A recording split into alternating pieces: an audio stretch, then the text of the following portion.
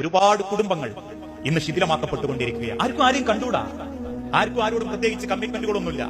ചിന്തിച്ചു നോക്കൂ, ഒരു ചോരകൾ തമ്മിൽ ആകെ ബന്ധമുള്ളത് വാപ്പയമ്മയും ജീവിച്ചിരിപ്പുള്ളവരാണ്.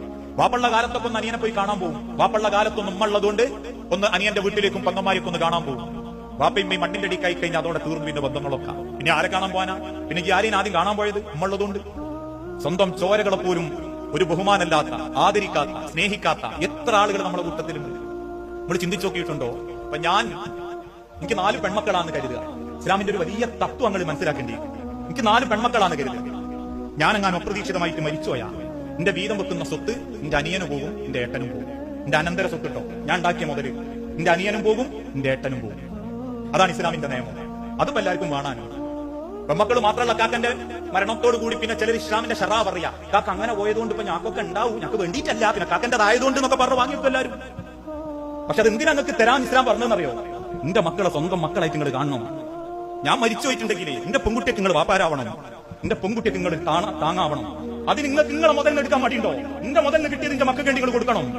അതുകൊണ്ടാണ് ഞാൻ മരിച്ച എന്റെ പെൺകുട്ടിയൊക്കെ വേണ്ടിയിട്ട് വാപ്പയാവാൻ സ്ഥാനത്തേക്ക് എത്തി നിങ്ങൾക്ക് എന്റെ സ്വത്തിന് അവകാശം തന്നെ. അല്ലാണ്ട് എന്റെ മുതൽ കിട്ടുമ്പോഴേക്കും അത് കാക്കന്റെ വക കിട്ടിയത് ഞങ്ങൾക്ക് എന്റെ മക്കൾക്ക് കൊടുക്കാൻ എന്നുള്ള വെപ്രാളത്തിൽ ഓടാനല്ല. പക്ഷെ മനുഷ്യന്മാർക്ക് മുതൽ മതി, ബന്ധം വേണ്ട, മുതൽ കിട്ടണം. അപ്പോഴാണ് ഷറവൊക്കെ ചിന്തിക്കും. ഉമ്മനെ നോക്കാൻ ഷറവില്ല. ഉമ്മ നോക്കുന്നതിലും വാപ്പ നോക്കുന്നതിലും ഒന്നും ആർക്കും ഷറവുമില്ല, ഷറവിന്റെ മതവിധിയുമില്ല. കല്യാണം കഴിച്ചതിന്റെ 4ാമത്തെ കൊല്ലം പെണ്ണുങ്ങൾ ഗൾഫ് കൊണ്ടുപോയി. എന്താ നിയമം?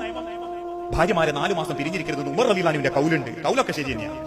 ഭാര്യമാരെ 4 മാസം പിരിഞ്ഞിരിക്കരുതെന്നുണ്ട്. പക്ഷെ വാപ്പനെയും ഇവനെ ഒരു രാത്രി പിരിഞ്ഞിരിക്കരുത് എന്നാള്. എന്തേ ആ കൗല് വേണ്ടേ? വാപ്പനെയും ഇവനെ ഒരു രാത്രി പിരിഞ്ഞിരിക്കരുത്. അപ്പൊ പറഞ്ഞത് ആങ്ങളന്റെ അനിയന്റെ അടുത്ത് ഏൽപ്പിച്ചതാ. അനിയന് മാത്രമാണോ ഉമ്മാന്റെ കടമ, വാപ്പാന്റെ കടമ? അല്ലെ കാരണവന്മാര് മാത്രം പുരേ ഇറങ്ങിപ്പോകാനുള്ള ആളുകളായതുകൊണ്ട് ഉമ്മനെയും വാപ്പനെയും നോക്കണ്ടെന്നുണ്ടോ? അല്ലെങ്കിൽ ഇളയോന് തറവാട് പുര കൊടുത്തതുകൊണ്ട് ഓൻ തന്നെ മരിക്കുന്നവരെ നോക്കണമെന്നുണ്ടോ? മാസത്തിലോ ആഴ്ചയിലോ ഒരു 100 റുപ്യോ 50 റുപ്യോ വാപ്പാന്റെ കച്ചിത്തുണിയോ വാങ്ങിക്കൊടുത്ത അതോടുകൂടി തീരുവല്ല കടമയും.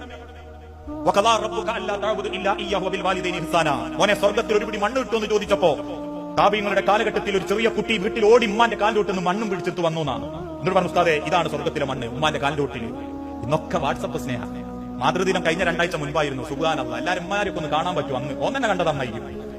മാതൃദിനം എന്ന് കേട്ടാൽ മതി. അടുക്കളയിൽ ചെന്ന് ഉമ്മാന്റെ ഒപ്പം ഒരു ഫോട്ടോ എടുത്തിട്ട് അങ്ങോട്ട് അടിക്കൊടുക്കും. സ്നേഹത്തിന്റെ, കരുണയുടെ, കാതലായ, കാരുണ്യത്തിന്റെ കടലായ ആ അമ്മ എന്ന് പറഞ്ഞിട്ടുണ്ടാവും, മോനെങ്കിൽ നാളെ ഒന്ന് ഹോസ്പിറ്റലിൽ പോകണം. ഞാൻ ഉണ്ടാവില്ല കേട്ടോ, നിങ്ങൾ വേണമെങ്കിൽ താത്തനെ വിളിച്ചോ, മുത്താപ്പാന്റെ മോളെ വിളിച്ചോ എന്ന് പറയുന്നവനും ഉമ്മാന്റെ സ്നേഹത്തിന്റെ പോസ്റ്റാണ്. ഇതന്നെ എല്ലാ കുടുംബങ്ങളിലും. കേരളത്തിൽ എത്ര വാട്സപ്പ് ഗ്രൂപ്പിലായിരുന്നു സൗദി അറേബ്യയിൽ ഉണ്ടായ ഒരു കഥ ഓടി കേട്ടതല്ലേ? ഏട്ടന്റെ അടുത്തുണ്ടായിരുന്ന വാപ്പനെ കിട്ടാൻ അനിയൻ കേസ് കൊടുത്തു. വാപ്പൻ എനിക്ക് നോക്കണം, എനിക്ക് കിട്ടണം. അവസാനം കോടതി വിധിച്ചു അനിയന്റെ കൂടെ പറഞ്ഞേക്കണം. വാപ്പാന്റെ കയ്യും പിടിച്ച് കോടതിയിൽ ഇറങ്ങി പോകുമ്പോ ഏട്ടൻ അനിയനെ തടഞ്ഞു നിന്നിട്ട് പറഞ്ഞു, നിന്റെ സ്വർഗാട്ടോ കൊണ്ടുവന്ന് അതിന് ഓർമ്മിച്ചോ, നിന്റെ സ്വർഗ കൊണ്ടുവന്ന് വാപ്പാനെ കൊണ്ടുവന്ന് കണ്ടിട്ട് പറഞ്ഞതാ. കേരളത്തിലെ 150 ഗ്രൂപ്പ്